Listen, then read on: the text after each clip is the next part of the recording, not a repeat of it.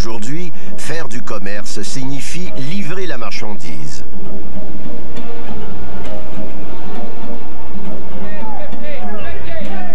Aujourd'hui comme hier, ce n'est pas qu'une affaire de gros sous. Le commerce est une activité vitale à toute société. Et quand quelque chose est vital, il faut savoir livrer la marchandise coûte que coûte. Pour que la Colombie-Britannique se joigne à la Confédération naissante, le Premier ministre MacDonald lui a promis un train, une grosse commande. Je ne sais pas encore comment, mais il se rendra jusqu'à vous. En 1884, le meilleur homme de chemin de fer du continent, William Cornelius Van Horn, se charge de remplir la promesse du Premier ministre. Relié par un double ruban d'acier, cet immense pays et ses colonies éparpillées d'un océan à l'autre. Au départ, les travaux se déroulent rondement. Le terrain est peu accidenté et les techniques de construction éprouvées. Van Horn avance à un rythme effarant de 800 km par année.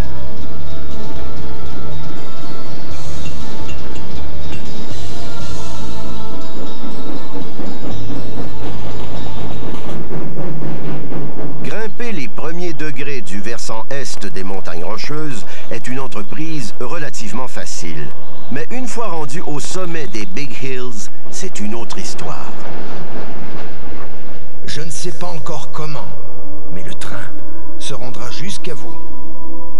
Le jeune ingénieur James Ross, mandaté par Van Horn pour faire passer son train au-delà des montagnes, se demande bien, lui aussi, comment il y parviendra. Ross se trouve alors devant la plus formidable barrière qui soit, 4 chaînes de montagnes.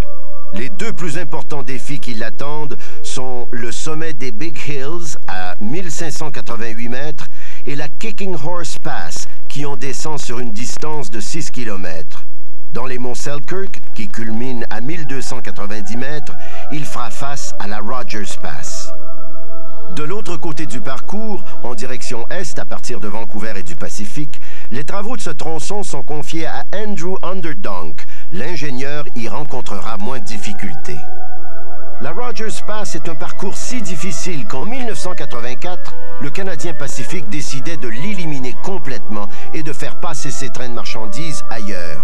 Ailleurs, cela signifie construire une nouvelle voie ferrée qui traverse la passe d'est en ouest sur une pente moins prononcée. Pour cela, il faut construire 4 nouveaux ponts et 3 importants caniveaux de béton au-dessus des rivières et des ravins. La nouvelle ligne empruntera un très long viaduc à l'architecture complexe. À ce viaduc s'ajoutera un tunnel permettant au convoi de circuler sous l'autoroute transcanadienne. Après un dernier pont, la voie atteindra finalement le mont MacDonald, la pièce de résistance du projet. Sous la montagne prendra alors place un tunnel long de près de 15 km. Une fois le projet terminé, l'ancienne voie ferrée Connaught et son tunnel datant de 1916 ne serviront plus qu'au transport des marchandises en direction est et sur la pente descendante. Le nouveau tunnel et la ligne MacDonald, dont la pente sera réduite, supporteront le trafic vers l'ouest. En 1984, le Canadien Pacifique envoie John Fox pour éviter la Rogers Pass, tout comme en 1884, Van Horn avait envoyé James Ross pour y construire la voie ferrée. À une centaine d'années de différence, les deux ingénieurs font face au même problème, les fameuses pentes abruptes. Dans de pareils versants, le poids des wagons et la longueur du convoi interdisent les descentes corsées.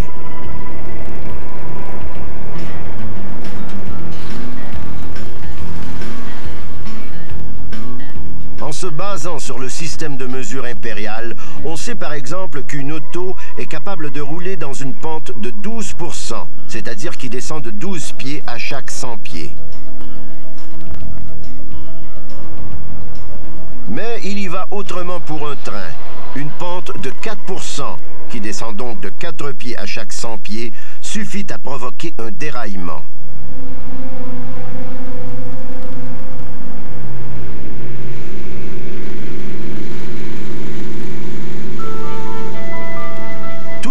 proportions gardées, un train est comme un skieur. S'il dévale une pente trop raide, il doit alors serpenter. Sur le flanc ouest de la Rogers Pass, la pente est si raide qu'il est nécessaire d'exécuter 3 boucles complètes pour obtenir un ratio de descente raisonnable. Pour gravir une pente de seulement 2,2%, il faut aider les locomotives en leur ajoutant d'autres consoeurs que l'on nomme pushers. Ce convoi de plus de 100 wagons compte 6 locomotives et 6 pushers. Toutes ces opérations sont coûteuses. Elles empêchent le Canadien Pacifique d'augmenter sa quantité de fret transportée en direction ouest. La solution consiste donc à réduire le degré de la pente à seulement 1%.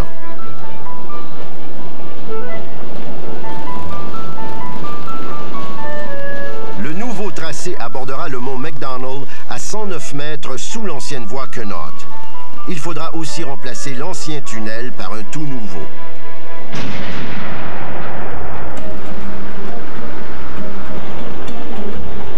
C'est un projet colossal qui coûtera 500 millions de dollars et qui occupera plus de 1000 ouvriers pendant 4 ans et demi.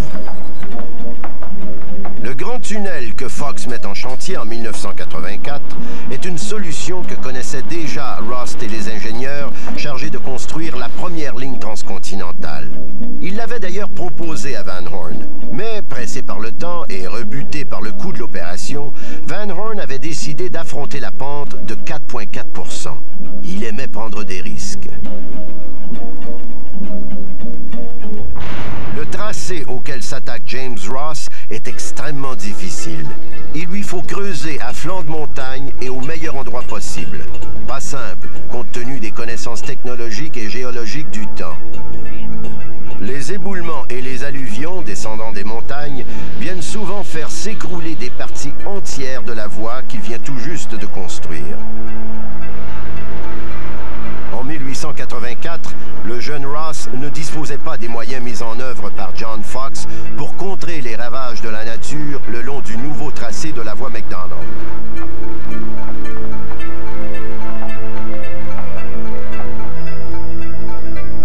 Dans ces endroits abrupts, les alluvions qui se rassemblent en ruisseaux et en cascades prennent une force considérable. Canaliser l'eau ne suffit pas. Il faut tenter de briser la force du courant multipliée par la descente. C'est à cela que servent ces protubérances de béton installées en chicane. Sans ces structures, l'érosion aurait rapidement raison de parties entières de voies situées plus bas. Pour ces 125 km qui franchissent les montagnes, il existait pourtant à l'époque de James Ross un tracé plus facile, celui de l'arpenteur Sanford Fleming. Mais pourquoi donc ne pas l'avoir choisi? Vancouver n'était pas le choix primordial de Sanford Fleming. Sanford Fleming, quand il a fait le premier arpentage, va suggérer des passes, enfin le fameux Yellowhead Pass, qui était faite par un arpenteur tenant compte des besoins ferroviaires, c'est-à-dire une montée assez douce. Le passage lui-même lui semblait le plus approprié selon ses critères professionnels. Il ne tenait absolument aucun compte des groupes de pression qui auraient voulu plutôt que la passe les amène à favoriser leur propre ville. Et c'est ce qui va arriver. Finalement, c'est les groupes de pression qui vont l'emporter sur le choix final que va faire le gouvernement et le Canadien Pacifique. Et on va en renvoyer un nouvel arpenteur, le fameux Major Rogers, qui va découvrir dans les Selkirk, la chaîne de montagnes de Selkirk, un nouveau passage, beaucoup plus difficile, mais qui correspond en fait aux besoins de Vancouver, qui va devenir ainsi la fameuse porte de l'Orient. Et ce passage-là lui-même a comme inconvénient d'avoir un grade 2 fois plus élevé que celui qu'avait proposé Sanford Fleming. Donc, du point de vue professionnel, le choix du Rogers Pass, parce qu'on va lui donner le nom de son découvreur, est beaucoup moins bon que le choix de Fleming, qui lui faisait abstraction des besoins politiques et se contentait des besoins physiques en fait de l'arpentage en fonction du chemin de fer. À droite de l'image, en plus sombre, on aperçoit l'ancienne voie Connaught. À gauche, c'est la nouvelle voie McDonald. La voie Connaught, l'ancêtre, est effectivement plus élevée de 1,2 degrés en montée. Comme James Ross, Ross autrefois, John Fox s'attaque au flanc de la montagne. Ici, on a littéralement tranché des sections dans la pente de manière à repousser l'ancienne voie Quenault vers l'intérieur afin de faire place au nouveau tracé. Tout au long du nouveau parcours, il a été nécessaire de consolider les parois dans les endroits les plus susceptibles d'éboulement. Des filets ont été installés. D'énormes murs de béton solidement ancrés dans le roc aident à supporter le poids des deux voies ferrées superposées. Il n'y a pas de risque à prendre. Le voisin d'en dessous, c'est la Transcanadienne. Si les chutes de pierre pouvaient causer des dégâts, il tombait également du ciel un élément à peine plus lourd que l'air, mais capable de tuer.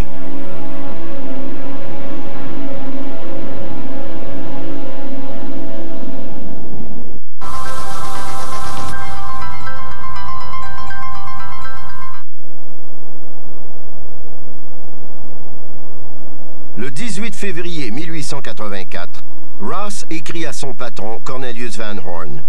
Les avalanches sont nombreuses, monstrueuses. Le vent déracine les arbres, les roches menacent les travailleurs. Si vous voulez que je construise une ligne sécuritaire, il me faut plus de temps. Et vous n'êtes pas sans savoir, Monsieur Van Horn, que les travailleurs ont déjà vu 2 personnes mourir. Ils craignent la montagne.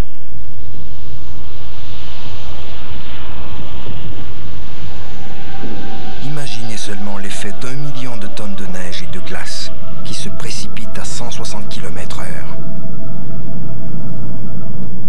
À la demande de Ross, Van Horn fait construire de nombreux abris à neige le long de la voie ferrée dans la zone à risque. Mais la montagne n'a pas dit son dernier mot.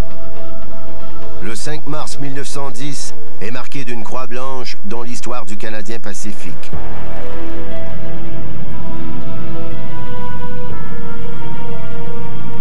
Ce soir-là, 62 personnes disparaissent sous des mètres de neige et dans un train brisé en morceaux par l'avalanche. L'ampleur de cette catastrophe lui vaudra le nom de « The Big One ».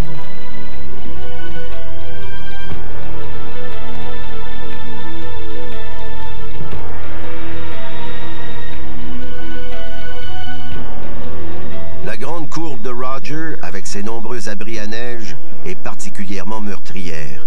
Au début du siècle, elle fait des dizaines de morts. Entre 1885 et 1911, cette région aura coûté la vie à plus de 200 personnes. Une véritable succession de tragédies imputables principalement aux avalanches, mais aussi aux accidents ferroviaires et de travail.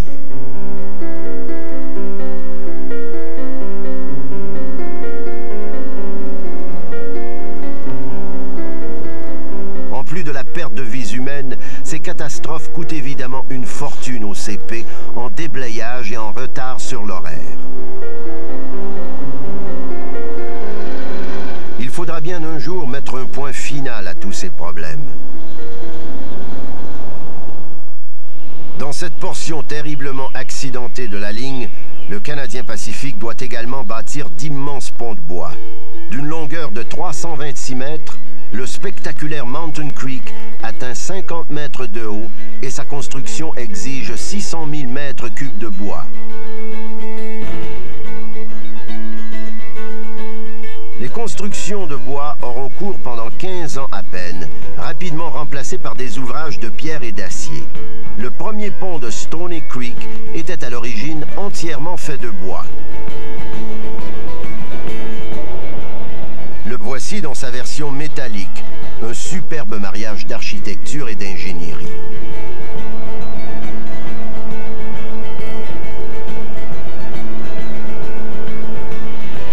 Les anciens ponts de bois étaient vulnérables. Parfois, les étincelles rejetées par la cheminée des locomotives allumaient des incendies, détruisant complètement ou endommageant sérieusement les braves ponts. Le matériau utilisé par John Fox pour la construction de ces ponts n'a rien à craindre du feu. Mais contrairement à Ross, qui 100 ans plus tôt pouvait s'approvisionner en bois sur place, Fox doit s'en remettre au transport lourd. La travée principale du pont, qu'il jettera sur la Stony Creek, fait 51 mètres de long. Le tunnel McDonald commence ici, à l'extrémité est du mont McDonald. Il passe en dessous de la Rogers Pass, puis il poursuit sa route sous le mont Cheops pour ressortir ici du côté d'Illy Silhouette sur le flanc ouest de la montagne. Comme il est situé à 109 mètres sous l'ancien tunnel Connaught et à 290 mètres du sommet de la passe, on comprend pourquoi le nouveau tunnel est la pièce maîtresse de ce casse-tête destiné à réduire la pente. Ces 14,7 km en font le tunnel ferroviaire le plus long d'Amérique du Nord. En 1984, l'équipe de Fox s'attaque résolument au tunnel en faisant éclater une première paroi.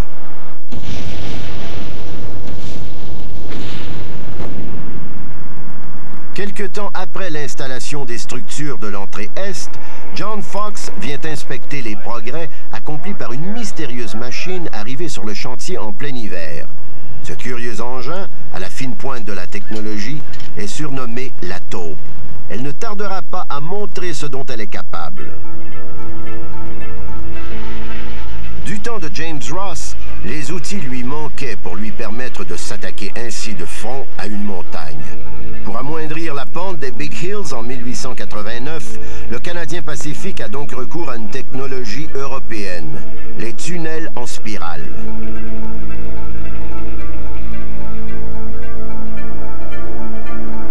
Il s'agit de deux tunnels effectuant une boucle à des hauteurs différentes. S'ils doublent la longueur du trajet dans ce secteur, ils permettent de réduire la pente des Big Hills de plus de 2%. Une seule locomotive pourra donc y tirer une charge de 980 tonnes, alors qu'auparavant, il en fallait 2 ou 3 pour remorquer tout ce qui excédait 710 tonnes. Il faut attendre 1913 pour que la compagnie creuse un premier grand tunnel sous le mont McDonald. Ce sera le tunnel Connaught.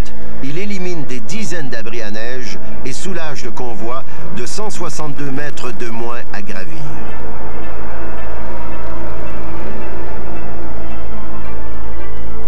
À cette époque, les techniques d'arpentage et de perçage du roc sont loin de la précision des instruments électroniques modernes ou de l'efficacité d'une taupe. Le nouveau tunnel McDonald, lui, a été creusé à la fois à partir des extrémités est et ouest du tracé et à très peu de temps d'intervalle. À cause de la qualité de la roche, les deux sections sont creusées de façon différente. L'une de manière traditionnelle et l'autre par la taupe. Elles progressent l'une vers l'autre et sont supposées se rejoindre dans une grande précision. Pour ce long tube de 14,7 km de long, 7 mètres et demi de haut et 5 mètres de large, la marge d'erreur tolérée n'est que de 15 cm en largeur et 5 en hauteur. Des calculs extrêmement précis sont effectués à l'aide de ces théodolites électroniques. Des appareils servant à vérifier l'alignement et la hauteur du tunnel à tous les 240 mètres. Des satellites géostationnaires permettent de vérifier la précision des repères pratiqués en surface aux extrémités est et ouest du tunnel. Ces satellites ont été utilisés la première fois en 1985 pour vérifier le tracé souterrain. Les données enregistrées en surface sont transmises sous terre.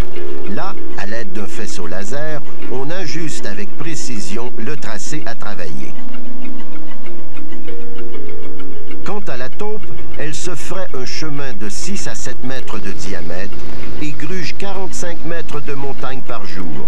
Son record, 62 mètres de roc en 24 heures.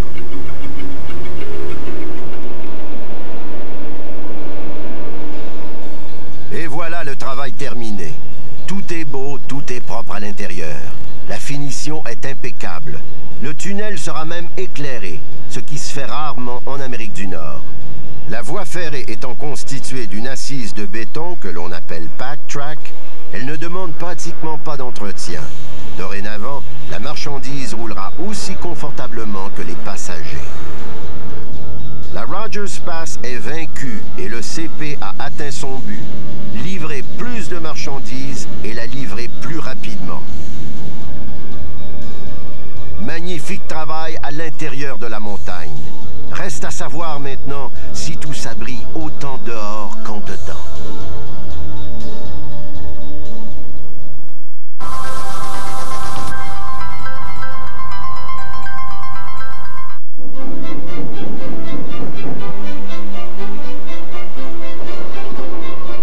Au tournant du XXe siècle, la construction de la voie ferrée et l'aménagement de ces magnifiques lieux touristiques reposaient sur l'idée voulant que l'on amène la civilisation dans une nature tout à fait sauvage.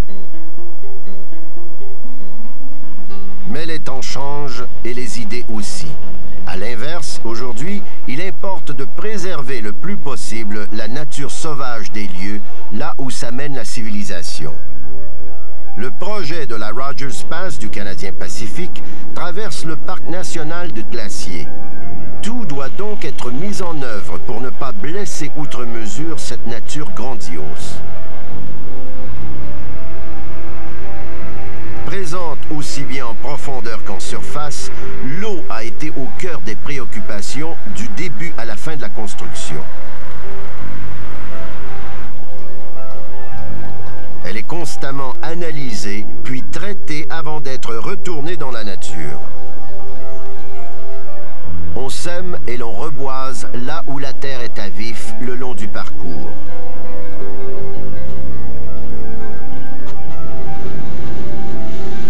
Quant au bruit que produisent les longs convois de marchandises, il est assourdi par cette gigantesque butte. Un immense parson construit de toutes pièces pour préserver la tranquillité des amateurs de plein air.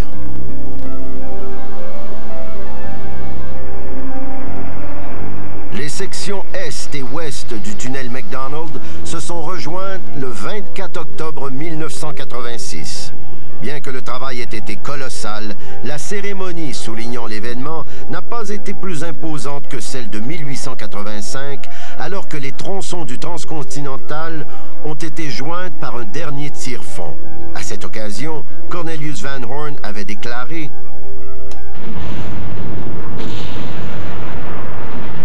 Tout ce que je peux dire, c'est que le travail tout entier a été bien fait.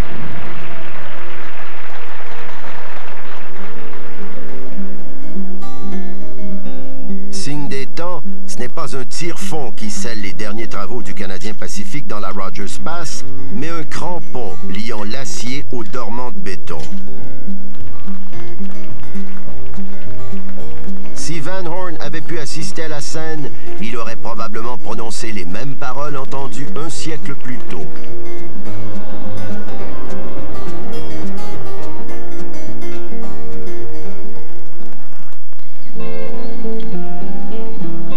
On a dit du pont Victoria que c'était la 8e merveille du monde.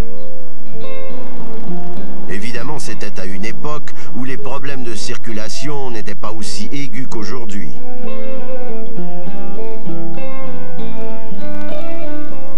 Merveille d'ingénierie, compte tenu de son âge, cela ne fait aucun doute. Selon les standards du 19e siècle, c'est un pont immense, innovateur et surtout fort élégant. Célébré aussi bien durant sa construction qu'à son inauguration, le pont Victoria, comme son nom l'indique, est un ouvrage royal. Il s'ouvre sur 2 portails de style égyptien, mode très prisé à l'époque. À lui seul, il incarne tout un pan de la réalité canadienne naissante. Il dompte la nature sauvage, apprivoise le grand fleuve Saint-Laurent, prouve les compétences techniques des ingénieurs du pays en reliant les routes commerciales étouffées par 6 mois d'hiver. Véritable symbole, le pont Victoria sert largement les intérêts promotionnels et financiers de la compagnie ferroviaire du Grand Tronc et ceux de la grande industrie, alors en pleine expansion dans ce qui serait bientôt le Canada. Il incarne aussi les aspirations des Montréalais. Plusieurs souhaitent faire de cette ville une plaque tournante pour la côte est de l'Amérique, l'endroit où tous les biens et marchandises des réseaux américains régionaux transiteraient. Grâce à Victoria, le fameux pont, les Montréalais pourront envoyer leur production locale par wagon entier vers les marchés américains. Bref, l'économie présente et future de Montréal repose sur ce pont qui s'apprête à relier l'île au reste du continent. Et malgré l'ampleur, les coûts et les risques de l'entreprise, le futur pont bénéficie de puissants appuis. John A. MacDonald, mais surtout Georges-Étienne Cartier, grand défenseur de l'industrie ferroviaire. Pendant 20 ans, il fera des pieds et des mains pour trouver des alliés, soutiendra les promoteurs, la Compagnie du Grand Tronc, et convaincra le gouvernement fédéral d'aller de l'avant. Lorsque la reine Victoria lui demande combien de pieds mesurera son pont en longueur, Cartier lui répond avec une diplomatie toute victorienne: « Lorsque nous dédions un pont à votre majesté, nous calculons en milles et non en pieds. »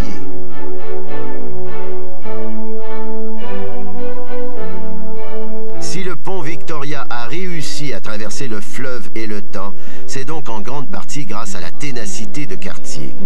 Mais du côté du monde des affaires, le crédit en revient à son plus ardent promoteur, John Young. C'est cet immigrant écossais qui propose Pointe-Saint-Charles pour accueillir le pont du côté de Montréal. Ce quartier ouvrier est littéralement façonné par l'industrie ferroviaire. Le projet de Young est accueilli avec froideur et moquerie. Mais cet homme d'affaires prospère ne se laisse pas ébranler facilement. Il défend avec ardeur son pont et son emplacement.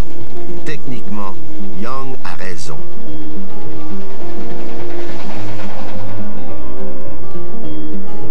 À cet endroit, le fleuve présente deux avantages majeurs. Sur presque toute sa largeur, il fait à peine 1,5 mètre de profondeur. Cela facilite grandement les travaux d'installation des assises de la structure.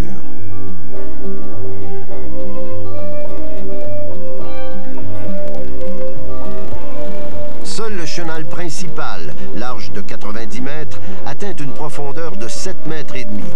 De plus, dans ce secteur du fleuve, la force des glaces est beaucoup moins violente qu'ailleurs.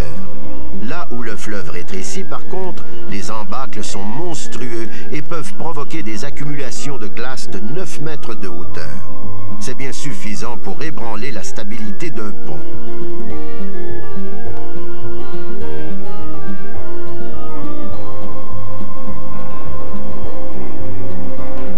De plus, le site se trouve à proximité du port de Montréal et des quartiers industriels en pleine expansion que sont devenus Lachine et Pointe-Saint-Charles.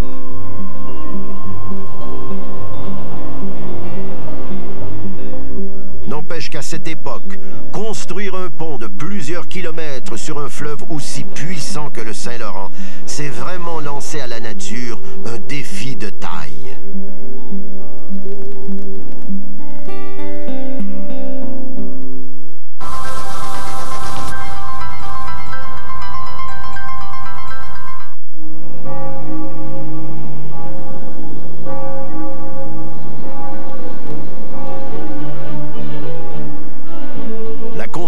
De cette œuvre formidable que sera le pont Victoria débute en 1854 sous la direction de l'ingénieur James Hodge.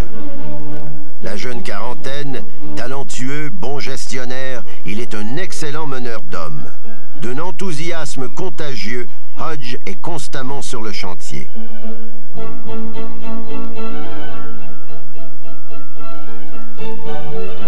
Sa tâche n'est pas facile.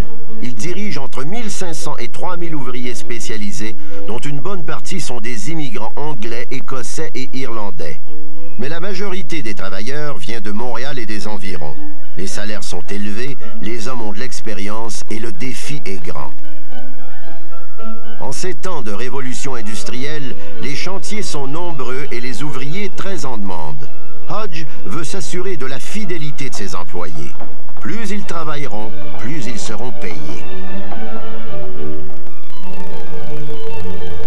La pose de la première pierre du premier pilier a lieu le 22 juillet 1854. La progression rapide et régulière des travaux permet d'évaluer l'efficacité des nouvelles techniques d'ingénierie et de construction. Les bâtards d'eau, ces barrages provisoires qui servent à la construction des piliers, impressionnent. Ils ont eu recours à une technique de bâtard d'eau flottant qu'on amenait sur place. C'était une sorte de bac qui laissait suffisamment de place aux ouvriers pour travailler, un peu comme une grande boîte que l'on pouvait vider ou remplir d'eau selon le cas. Une fois mise en place, il ne restait plus qu'à les ancrer. Pour cela, il fallait ouvrir les valves, laisser l'eau faire son travail et ensuite sceller le fond avec de la glaise. Suivant cette méthode, ne reste plus qu'à pomper l'eau de ces caissons étanches et le tour est joué. Les ouvriers peuvent alors travailler jusque dans le lit du fleuve, les pieds presque au sec. James Hodge utilise une machine très originale, le derrick. Conçu par l'entrepreneur-chef des travaux, le Canadien Benjamin Chaffee, c'est l'équivalent d'une grue qui fonctionne à la vapeur. Facile à manœuvrer, précis et rapide, le derrick peut soulever des charges pesant plus de 10 tonnes. Construction impressionnante et très moderne pour le 19e siècle, le pont Victoria est un long tunnel composé de 25 sections faites de bois et de métal. Chaque section du tube comporte pas moins de 4926 pièces de métal et pèse 242 tonnes. Fabriquées en Angleterre, les pièces sont toutes numérotées pour en faciliter l'assemblage. Le tube central enjambant la partie profonde du fleuve fait à lui seul 104 mètres. Sa mise en place débute le 31 janvier 1859 par un froid canadien de moins de 38 degrés Celsius et se termine 3 jours plus tard. Le pont a exigé une quantité astronomique de matériaux, 1,5 million de rivets, 77 000 mètres carrés de pierre. Il a fallu recouvrir de peinture l'équivalent de 128 acres de surface. Véritable jeu de mécano, le pont Victoria est plus rigide et plus stable que les ponts suspendus existants. C'est là un avantage de taille. Le 17 décembre 1859, la voie ferrée du pont Victoria est officiellement ouverte. On envoie 1 millier d'invitations. Le gratin montréalais, qui s'installe pour le banquet d'ouverture, n'a pas été convié dans un hôtel chic de la ville, mais au cœur même du pont, cette nouvelle merveille du monde. Réception impressionnante, sans doute, mais ce n'est rien à côté de ce qui attend bientôt Montréal.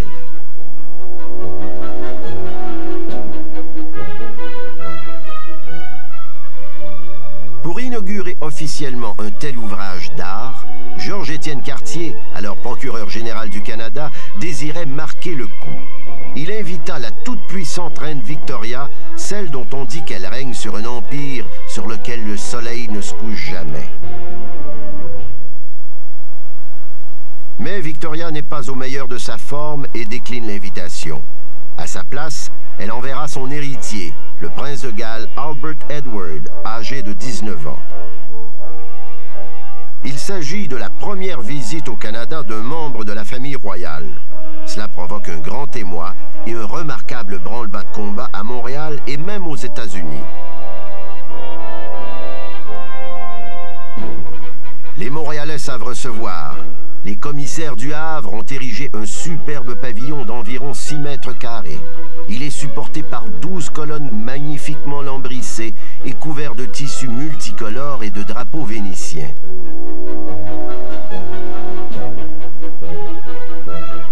Pas moins de 6 arcs de triomphe attendent Albert Edward sur son parcours.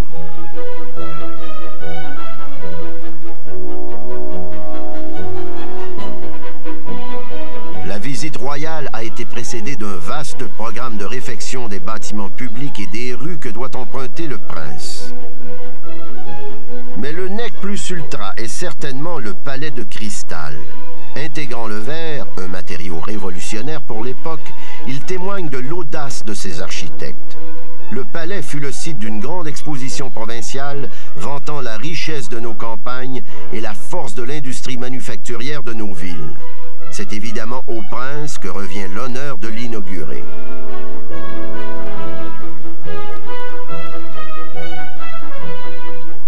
discours élogieux à l'adresse de Victoria et de l'Angleterre, pose de la dernière pierre, foire, feux d'artifice, réception et grand bal, tout a soigneusement été mis en place pour impressionner ce jeune prince qui faisait ses premiers pas dans le dur métier de monarque. Politiquement, ce n'est pas tant la visite du prince de Galles elle-même qui importait, mais plutôt la valeur économique reliée à la construction de ce pont.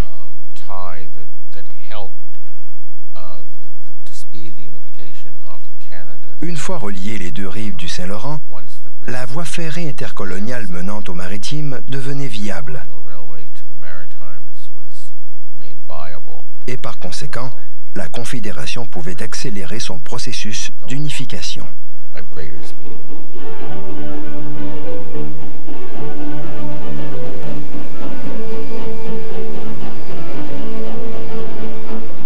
Le pont Victoria n'aura malheureusement pas l'impact escompté sur l'économie montréalaise et sur les rêves d'expansion de la Compagnie du Grand Tronc. Mais le fabuleux pont permit toutefois d'ouvrir une porte sur les cantons de l'Est et les Maritimes. Il permettait de maximiser les liens commerciaux entre Montréal et tout l'Est de l'Amérique.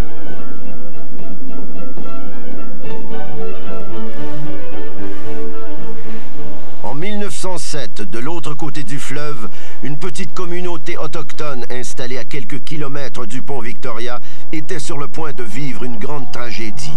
La cause, un autre pont que l'on projetait à nouveau de jeter sur le Saint-Laurent.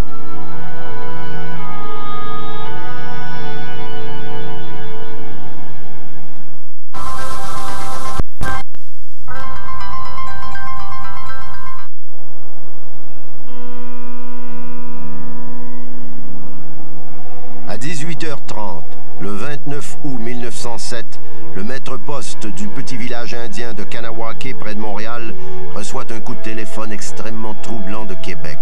Un désastre vient de s'y produire, un désastre qui les touche de près. Les citoyens sont rassemblés pour apprendre la terrible nouvelle. Le pont de Québec vient de s'écrouler. C'est toute la structure sud du pont qui s'est écrasée dans les eaux du fleuve à 17h37, entraînant dans sa chute des centaines d'ouvriers. Parmi eux se trouvait une trentaine d'Indiens originaires de Kahnawake, spécialement embauchés pour travailler dans les hauteurs du pont. L'entreprise responsable de la construction du pont était venue signer un contrat avec notre communauté afin d'engager certains de nos hommes. Au départ, les entrepreneurs les employaient comme manœuvre pour charger ou décharger de l'équipement et transporter le matériel. Mais avec le début des travaux au-dessus du fleuve, nos hommes commencèrent à grimper dans les structures d'acier. Le contremaître se rendit vite compte qu'il ne semblait éprouver aucune crainte à se promener dans les hauteurs.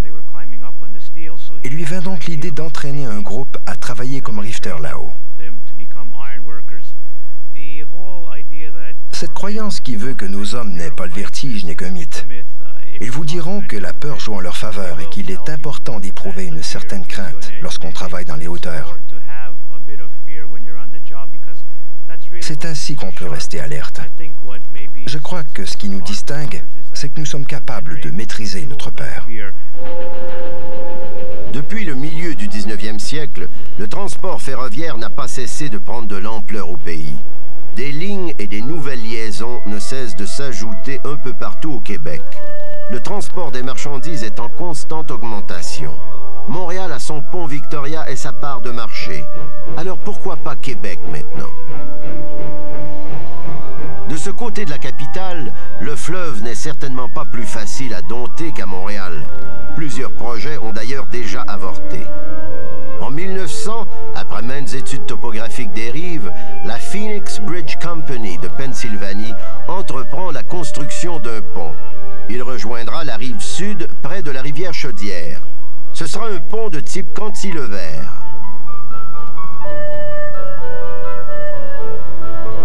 Il s'agit du même type de construction que l'actuel pont de Québec. La structure d'ensemble reposera sur deux appuis principaux. Il utilisera le principe du levier pour supporter la travée centrale. C'est une structure complexe qui exigera énormément d'efforts et près d'une dizaine de millions de dollars.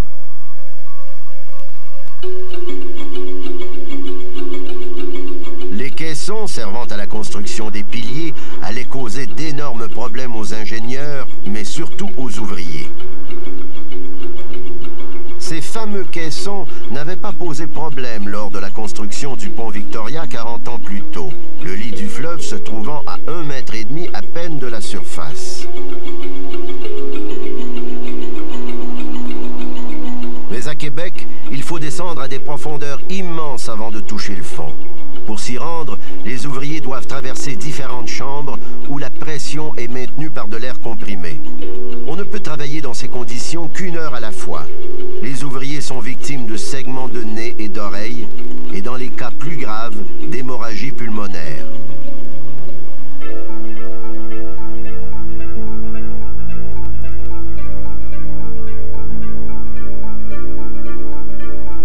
Le travail se poursuit pendant 7 ans, hiver comme été. Quand le pont sera terminé, il pourra recevoir 2 voies de tramway électrique et 2 voies ferrées. Ce sera le plus long cantilever au monde. Tous les Québécois en sont déjà très fiers, du moins jusqu'au 29 août 1907. Ce jour-là, comme les fragiles bâtonnets d'un jeu de Mikado, le pont de Québec s'écroule dans les eaux tumultueuses du Saint-Laurent. Le pire, c'est que ce désastre aurait pu être évité. Dans les heures qui ont précédé le drame, une série d'ordres visant à faire cesser les travaux ne sont jamais parvenus à temps sur le chantier. Ne mettez pas de charge additionnelle sur le pont de Québec pour le moment. Vous feriez mieux de faire un examen minutieux immédiatement. Ce message de l'ingénieur consultant Theodore Cooper aurait pu éviter la tragédie. Mais une grève des télégraphistes américains en a démesurément retardé la livraison. En 1908, la St. Lawrence Bridge obtient le contrat de reconstruction du pont. Elle fait et refait tous les calculs. Les facteurs de déformation et de résistance de l'acier sont réévalués afin d'éviter un autre drame. En 1916, les 2 bras cantilevers du pont sont installés et tiennent en place. Ne reste plus qu'à fixer la longue travée centrale. C'est une pièce monumentale, 192 mètres de longueur, 26 de largeur. Elle atteint une hauteur de 33 mètres et pèse 5200 tonnes. Le 11 septembre, le temps semble propice à ériger cette lourde structure. La nervosité est palpable. On raconte que ce sera l'opération la plus périlleuse de l'histoire du génie civil canadien. À 8h50, on commence à hisser la travée centrale. Vers 9h30, elle est suspendue à environ 9 mètres au-dessus de l'eau. 1 heure plus tard, elle s'élève de quelques mètres de plus. Soudain, à 10h47, un craquement glace les ouvriers. Un bout de la travée cède, puis un autre. Une fois de plus, le drame est inévitable.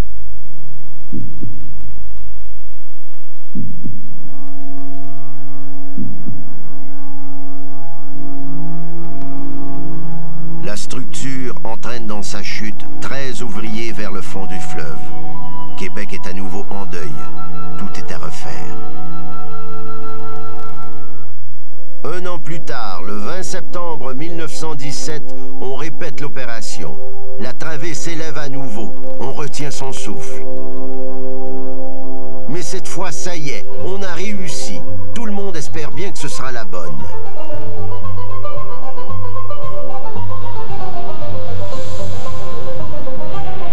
Le pont de Québec accueille son premier train le 3 décembre 1917.